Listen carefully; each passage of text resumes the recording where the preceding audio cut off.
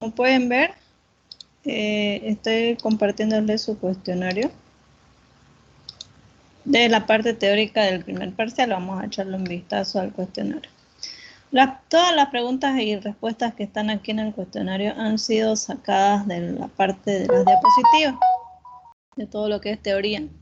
Y conlleva desde qué es un fluido, qué es un canal abierto, cuándo tiene lugar el fluido en canales abiertos, qué tipos de canales hay de acuerdo a su origen. Hemos visto que son naturales y artificiales. ¿Qué características tienen los canales naturales? No, hemos visto que sus propiedades hidráulicas son irregulares y que el estudio completo del comportamiento del flujo de estos tipos de canales requiere otra área que sería hidráulica fluvial. ¿Qué ejemplos de canales naturales tenemos? Hemos visto los arroyuelos, quebradas, arroyos, ríos, pequeños o grandes. Y luego pasamos a las características de los canales artificiales.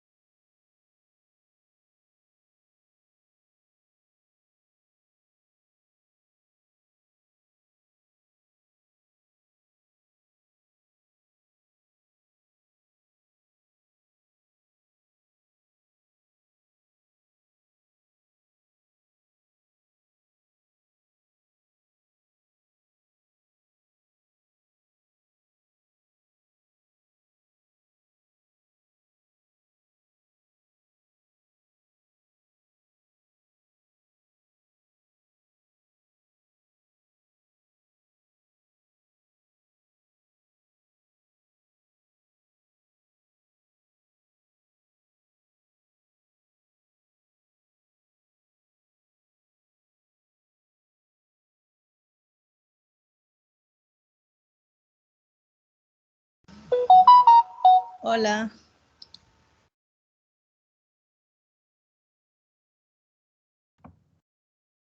¿Me escuchan? Sí, sí. ¿Me avisan en qué parte se cortó? Al momento en que estaba mostrando el cuestionario. Estaba mostrando el Word del cuestionario, ingeniero. Y solamente el Word o ya les había explicado alguna pregunta. Nos estaba explicando las preguntas, ingeniero. Creo que iba por las 8, si es que no mal recuerdo. Ok, me van a avisar cuando en el grupo si es que se corta. Que a veces se corta de repente el internet. Y así vamos por la pregunta 8. Es como si estuviéramos repasando sus diapositivas. Lo estábamos explicando sobre los canales artificiales, ¿no? Los canales de navegación son los canales como el canal de Panamá. Los canales de centrales hidroeléctricas usualmente se encuentran en estas mismas centrales para hacer un drenaje o No se dirigir. ve su voz, ingeniera. Inge, no está compartiendo pantalla, va a disculpar. Ay, ok. No se preocupe, gracias. Cierto, y ahora sí. Se ve, ¿no? Sí, ingeniera. Sí, Ya. ahora sí. Ok. Entonces, ahora los canales de drenaje que les estaba comentando cuando se cortó la llamada son los que tenemos nosotros en la ciudad, ¿no? Tenemos bastante ejemplos de este tipo de canal. Los canales de drenaje. Tenemos canales y canaletas de irrigación. Usualmente estos tipos de canales y canaletas son de tierra y las podemos encontrar en los sembradíos. ¿Ya? Canales de desborde que nos permite este tipo de canales como que nos permite evitar que otro tipo de canal o un río o algo se empiece a desbordar, ¿no? Nos permite tal vez evitar esos tipos de desborde. Y los vertederos son un tipo de canal que ya lo vamos a ir viendo un poco más a detalle cuando nos toque ver ese tema. Ahora, dentro de lo que es la práctica de la ingeniería en sí, todo lo que nosotros realizamos como ingenieros civiles en los canales artificiales, los podemos nombrar de la siguiente forma. Tenemos las canaletas, que son las que tenemos en todas las construcciones o viviendas particulares, ¿no? Esas canaletas de aluminio.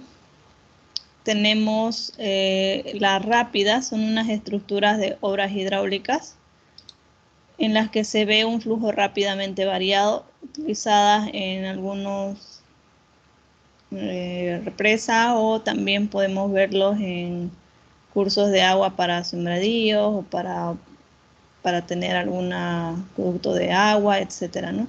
Igual las caídas son estructuras que usualmente se utilizan en medio de una conducción de agua, en las que podemos forzar el flujo rápidamente variado. Los canales artificiales son los canales de drenaje y les comentaba en la parte de alcantarillas. Las alcantarillas es un tipo de estructura o tipo de canal. Pueden ser de sección circular o pueden ser de sección trapezoidal. De sección circular y de sección rectangular, disculpen. Este tipo de estructura usualmente las encontramos para poder redirigir o evitar que el agua o el flujo de agua, el curso de agua de esa zona me influya o me genere cierta erosión en el paquete estructural de una carretera o una avenida o calle. Pocas veces las vemos en la área urbana, pero sí existen algunas alcantarillas que son como puentecitos. Y usualmente las podemos observar en las carreteras, en los trayectos, ¿no? En la red fundamental. Como les iba diciendo, este tipo de estructuras, sean rectangulares o sean circulares, pueden ser construidas prefabricadas en planta y luego trasladadas al lugar y realizar el montaje. O también pueden ser armadas y vaciadas en el mismo lugar donde va a quedar la alcantarilla. Entonces, ejemplo de eso, por ejemplo, en las carreteras donde existen muchos cursos de agua como ríos o existe bastante inundación, por así decirlo. Ejemplo, en las carreteras que están haciendo ahorita de Ribera Alta a Rurrenabaque, hay muchos cursos de agua subterránea. Entonces, para evitar que eso me influya en el paquete estructural, en la carpeta estructural y en el pavimento, se han realizado una bastante cantidad de alcantarillas por tramo. Entonces, hay alcantarillas circulares y alcantarillas rectangulares. Entonces, eso se ha utilizado para ese fin, para evitar que cuando se vengan las inundaciones, el flujo el curso de agua y el agua que se genera a los costados de las carreteras no me afecte a mi carpeta estructural de la carretera. Y luego tenemos el túnel con flujo a superficie libre que igual se lo considera como un tipo de canal. ¿A qué denominamos canal artificial? Entonces, denominamos un canal artificial a un canal largo con suave pendiente construido sobre el suelo. Este tipo de canal puede ser revestido y no revestido con cualquier tipo de material, ¿no? Ya sean piedras, mortero, concreto, madera, materiales bituminosos. ¿Qué es una canaleta? O sea, estamos ya definiendo cada uno de los que hemos visto anteriormente. Canaleta es el canal de madera, puede ser metal, concreto, mampostería, que a menudo soportado o está sobre la superficie del terreno. Usualmente nosotros lo vemos en nuestras estructuras o viviendas, ¿no? ¿Qué es una rápida? Es un canal que tiene altas pendientes. Y al tener altas pendientes es donde se provoca un flujo rápidamente variado. Lo mismo que la caída, por eso es que dice que se denomina caída similar a la rápida, pero el cambio de elevación se efectúa en una distancia corta. La alcantarilla es ese canal cubierto con una longitud comparativamente corta, instalada para drenar el agua a través de terraplenes de carreteras o vías férreas. Esa es su función de una alcantarilla. ¿Qué nos referimos con sección del canal? Es aquella sección transversal de un canal tomado de forma perpendicular a la dirección del flujo, ¿no? Tomar muy en cuenta a qué es una sección de canal. ¿Cómo son las secciones transversales de los canales naturales? Hemos visto en las diapositivas que este tipo de secciones son secciones que son bastante irregulares y que van a variar desde una parábola hasta un trapecio. No tienen una sección bien definida, ¿no? ¿Cuáles son las secciones transversales de los canales artificiales? A menudo son diseñadas como secciones de figuras geométricas regulares comunes en las cuales podemos nosotros, tal vez, como hemos visto en la parte de los ejercicios, tener la certeza de cuál va a ser el área y el perímetro de esa sección. Entonces, entre esas tenemos a sección rectangular, parabólica, trapezoidal, triangular, y no nos olvidemos que también podemos tener las secciones cerradas, como ser la circular, parabólica y de tipo de herradura. Cada uno de estos tipos de secciones, sea rectangular, parabólica, hay veces tienen su función y donde se utiliza usualmente cada tipo de sección. Por ejemplo, la sección triangular les indicaba que las alcantarillas son usadas en las carreteras para drenar el agua, ¿no? Como está aquí en esta parte de aquí. Para drenar el agua a través de los terraplenes en carreteras o vías férreas. Y la sección triangular, un canal de sección triangular, solo se utiliza para pequeñas acequias y cunetas a lo largo de las carreteras. Entonces, ustedes van a poder observar dos tipos de canales en una carretera. Aparte de los alcantarillas, a los laterales de la carretera pueden observar de un pequeño canal de sección triangular en la que se va a drenar el agua que va a caer por encima. Mediante la lluvia no cae el agua al asfalto, a la carpeta. Y mediante el efecto del bombeo va a caer el agua a los costados y va a caer a una sección triangular para que toda esa agua sea depositada a un depósito que se le denomina. Y nuevamente pueda seguir su curso. Y también la sección triangular la podemos utilizar para los trabajos de laboratorio, a final de estudio. ¿A qué se denominan la profundidad de flujo Y? Es la distancia vertical desde el punto más bajo de la sección del canal, o sea, desde el fondo, hasta la superficie libre, hasta donde termina la altura de donde está el flujo. ¿A qué denominamos ancho superficial? Este es el ancho de la sección del canal en la superficie libre. No necesariamente es nuestro ancho total del canal, la parte superior, sino hasta donde está el flujo de agua. Hasta ese punto es que tenemos que medir el ancho. Y en la unidad 2, eso es por parte de la unidad 1, en la parte teórica. En la unidad 2 hemos visto lo que son la clasificación de flujo en canales. Entonces aquí esto no les había colocado en la diapositiva, pero se los coloco aquí. En las diapositivas están los dos dibujitos y solamente una, creo, dos diferencias. Sin embargo, acá ya les estoy colocando una tabla completa sobre las diferencias que existen entre el flujo en canales abiertos y el flujo en tubería. El flujo en canal abierto tiene una superficie libre. El flujo en tubería no tiene la superficie libre, ¿no?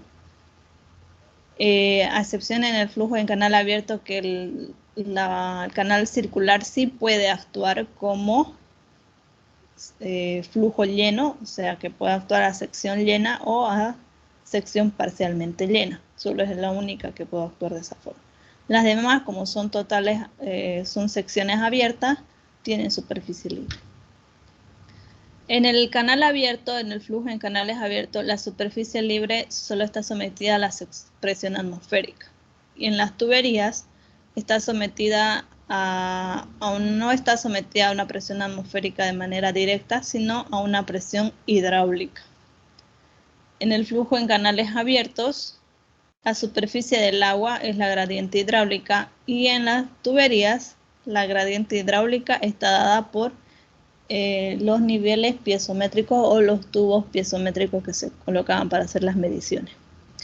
En el canal abierto, la superficie libre puede cambiar con el tiempo y el espacio. No hemos visto los distintos tipos de flujo. En las tuberías no hay cambio. Como se tiene una tubería a presión, no podemos tener ciertos cambios del tipo de flujo.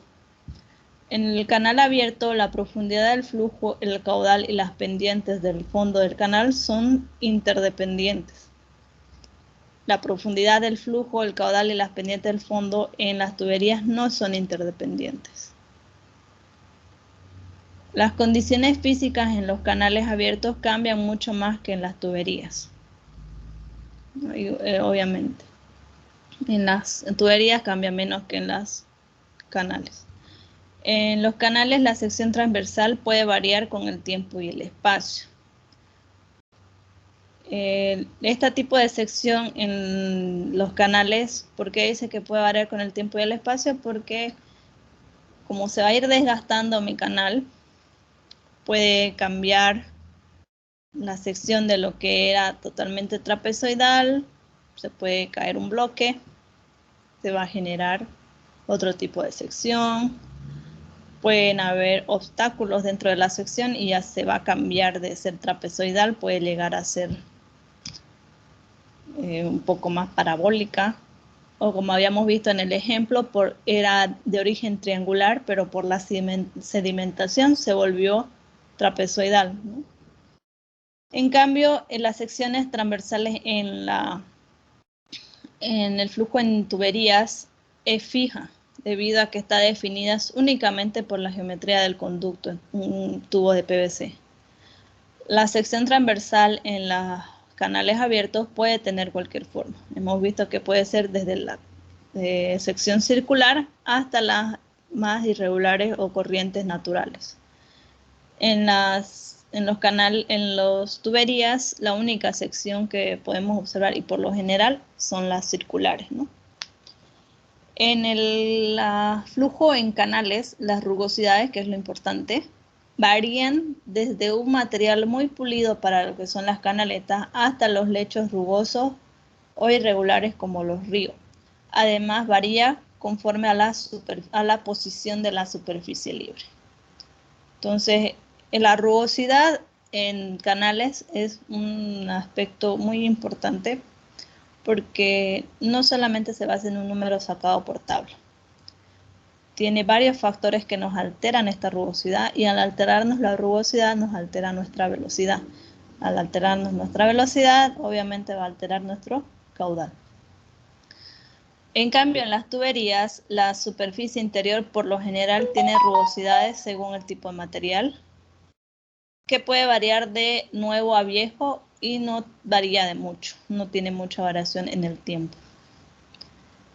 En el flujo en canales, el tratamiento del flujo es más empírico. Van a ver que siempre les digo que los cálculos en flujo de canales son cálculos empíricos. A diferencia de las tuberías, ¿no? La tubería es menos empírica que los canales. Entonces, ¿bajo qué parámetros clasificamos nuestro flujo en canales? Lo clasificamos bajo los parámetros de tiempo y espacio. Clasificándolo bajo estos dos parámetros, hemos visto distintos tipos de flujo, ¿no? ¿Qué consideraciones tenemos para el estudio de la hidráulica de canales abiertos? Consideramos tramos largos, tramos de canal largo y de sección constante. Y analizaremos para los efectos de estudio únicamente un flujo uniforme y lo vamos a considerar que es permanente. Esto para efectos de estudio, ¿no? Por lo tanto, nuestra clasificación de flujo con respecto al tiempo y al espacio llega a ser de un flujo permanente y un flujo no permanente. Dentro del flujo permanente tenemos un flujo uniforme y un flujo variado. Y dentro del flujo variado, gradualmente variado y rápidamente variado. Entonces nosotros, cuando hacemos el diseño de canales, y los que hemos estado viendo ahorita, los ejercicios que hemos estado viendo en clase, han sido un flujo permanente y uniforme. Y el segundo parcial también, la mayor parte, el diseño de canales lo vamos a basar en este tipo de flujo, un flujo permanente y uniforme. Obviamente, cuando avancemos lo que son resalto hidráulico y flujo crítico, vamos a ir a lo que es un flujo rápidamente variado. El flujo gradualmente variado se lo dejo a ustedes si es que les interesa avanzar un poco o andar un poco más en los tipos de flujo. En este se utiliza, es más empírico y se utiliza integrales, etcétera, otro tipo de estudio. Y luego tenemos nuestro flujo no permanente. Dentro del flujo no permanente tenemos el uniforme no permanente, que es un flujo bastante raro, y un flujo variado no permanente, que también puede dividirse en gradualmente variado no permanente y rápidamente variado no permanente. Entonces, ¿cuál es nuestro flujo permanente? Es aquel que tomamos como criterio el tiempo, en la cual las características hidráulicas permanecen constantes, la aceleración es nula, la velocidad no cambia y la profundidad del flujo no cambia. A tomar en cuenta estos aspectos para cuando se les pregunte, por ejemplo, si yo les voy a dar esta parte del texto, tendrían que definir si es flujo permanente o no permanente, uniforme o no uniforme. Entonces, estudien bien las definiciones. ¿Cuál es el flujo no permanente? Aquel en que las características hidráulicas cambian con el tiempo y la profundidad del flujo no cambia con el tiempo también. Entonces el no permanente cambia, el permanente no cambia. ¿Cuál es el flujo uniforme? Aquel en el que toma como criterio el espacio. Las características hidráulicas no cambian entre dos secciones separadas por una distancia. La profundidad del flujo es la misma en cada sección.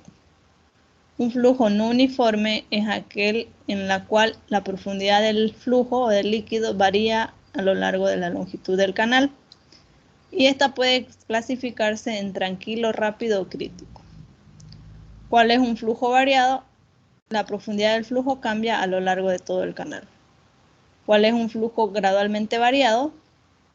Es aquel en la cual las características hidráulicas o los elementos hidráulicos cambian de manera gradual con respecto a una cierta longitud. Ejemplo de esto, una curva de remanso. Por otro lado, el rápidamente variado es aquel en la que las características hidráulicas cambian rápidamente en un espacio relativamente corto. O sea que su profundidad varía o cambia de manera abrupta en distancias cortas. Ejemplo de esto, tenemos al resalte hidráulico, la caída hidráulica o las rápidas. También, ¿cómo se lo conoce al flujo rápidamente variado? Se lo conoce como un fenómeno local. Luego vemos los estados de flujo. ¿Cuáles son estos estados de flujo? Son flujo laminar y turbulento. ¿Cómo está gobernado o de qué está gobernado el estado de flujo? Está gobernado básicamente por efectos de viscosidad y gravedad con relación a las fuerzas inerciales. ¿Cuál es el flujo laminar? Son aquel flujo en la que las partículas de agua se mueven en trayectorias suaves y definidas, como en líneas de corriente, o sea, bien lineal. Por otro lado, el flujo turbulento es aquel en que las partículas del flujo del agua se mueven en trayectorias irregulares, ¿no? Así, van cambiando. No son suaves ni fijas, ¿no? Entonces va a ir así. ¿Qué representa el número de Reynolds? Me representa el efecto de la viscosidad en relación con la inercia. Y esto, igual, si tengo menores a 2000, es flujo laminar. Si el número de Reynolds es mayor a 4000, tengo flujo turbulento. Y si está entre 2000 y 4000, tengo un flujo de transición o zona crítica, cualquiera de los dos. ¿Qué me representa el número de Freud? Me representa el efecto de la gravedad sobre el estado del flujo entre las fuerzas inerciales y las gravitacionales. Por lo tanto, vamos a tener, en base al número de Freud y el número de Reynolds, 4 regímenes. Son subcrítico laminar, Freud menor a 1, Reynolds menor a 2000. Supercrítico laminar, Freud mayor a 1, Reynolds menor a 2000. Subcrítico turbulento, Freud menor a 1, Reynolds mayor a 4000. Y supercrítico turbulento, Freud mayor a 1 y Reynolds mayor a 4000. Entonces, en estas 5 hojitas y 42 preguntas está resumido todas sus diapositivas. No sé si es que me he olvidado de algo. Creo que está todo bien, está todo puntual.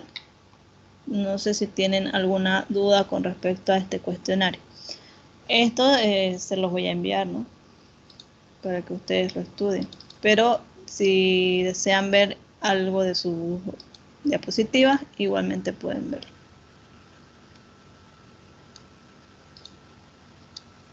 Nos han mandado una forma de cómo poder tenerlo ordenado el Moodle, así que voy a trabajar en eso, porque no tenemos mucho tiempo en cómo ordenarlo, así que nos han dado un plazo de dirección de jefatura para poder modificar cómo debe estar o cómo debe mostrarse la materia en el Moodle para ustedes. Así que voy a trabajar en eso y mientras lo trabajo les voy a ir enviando sus trabajos, sus diapositivas y todo el material. ¿Tienen alguna consulta?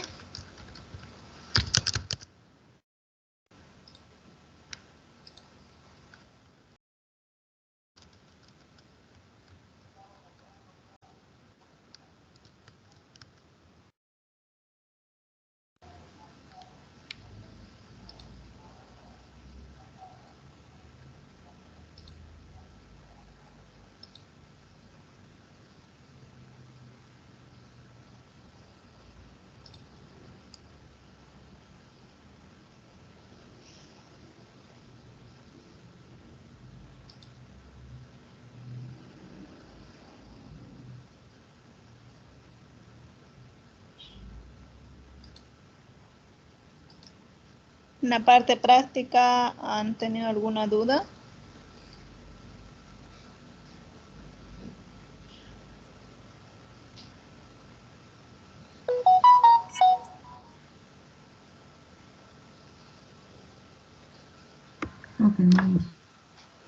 Ok. Si no tienen ninguna duda o consulta, de todas formas, si es que más adelante antes del parcial tuvieran alguna duda, podemos tener otra llamada, otra clase así cortita el día lunes antes de su examen. No por si durante el fin de semana mientras estudian les aparece, ¿no?, alguna consulta. Entonces me avisan en el WhatsApp, no hay problema, y coordinamos una hora y podemos tener también una llamada.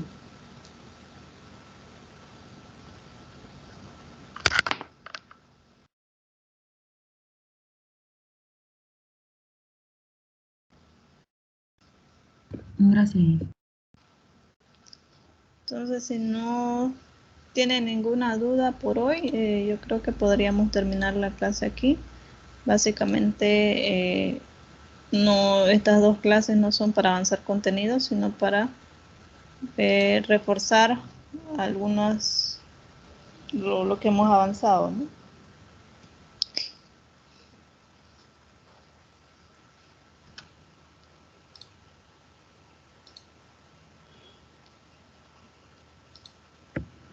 Hasta luego, ingeniera. Muchas gracias. Hasta luego, buenas noches, que les vaya bien. Hasta luego, ingeniera.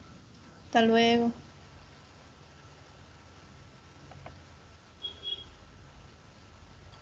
Hasta luego, ingeniera. Hasta luego, buenas noches. Hasta luego, ingeniera. Hasta luego.